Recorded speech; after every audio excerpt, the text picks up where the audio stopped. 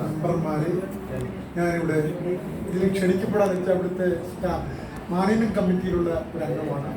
ഞങ്ങൾ ഇവിടെ വന്ന് മറ്റു ആരെയും കാണുന്നത് മുൻസാർക്കാണ് പ്രധാനമായ ആൾക്കാർ.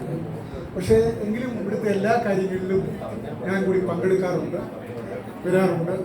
ഇവിടുത്തെ ഓരോ ചലനങ്ങളും നമ്മൾ അറിയുന്നുണ്ട്. പഞ്ചായത്ത് കമ്മിറ്റിയിലുള്ള എല്ലാ ആൾക്കാരും തന്നെ ഇവിടെ വരുന്നുണ്ട്.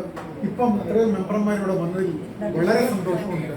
കാരണം സാധാരണ ഇത്രയും പേരെ ഞാൻ കാണാറില്ല. ഇന്ന് ഇത്രയും ഘോരമൊക്കെ ഉണ്ടായി, വളരെ സന്തോഷമുണ്ട് ആ കാര്യത്തിൽ.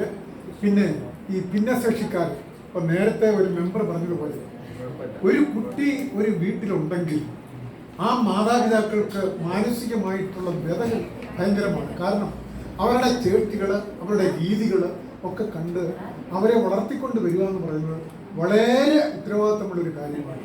അതിൽ ഞാൻ ഇവിടുത്തെ ടീച്ചറിനെ പ്രത്യേകമായി അഭിനന്ദിക്കുകയാണ്.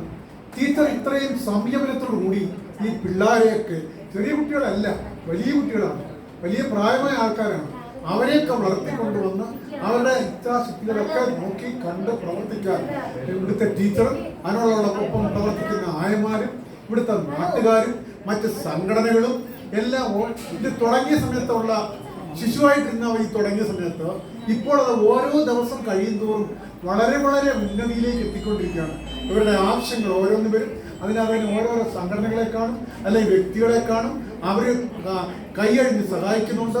ഇതിലൊക്കെ ഉപരിയായിട്ട് പഞ്ചായത്തിന്റെ കൈത്താങ്ങല് പൂർണ്ണമായിട്ട് ഉണ്ടെങ്കിൽ മാത്രമേ ഈ കാര്യങ്ങൾ മുന്നോട്ട് കൊണ്ടുപോകാനുള്ളൂ. പഞ്ചായത്തിന്റെ രാധാ മെമ്പർ പറഞ്ഞതുപോലെ പഞ്ചായത്തിന്റെയും ബ്ലോക്ക് പഞ്ചായത്തിന്റെയും ജില്ലാ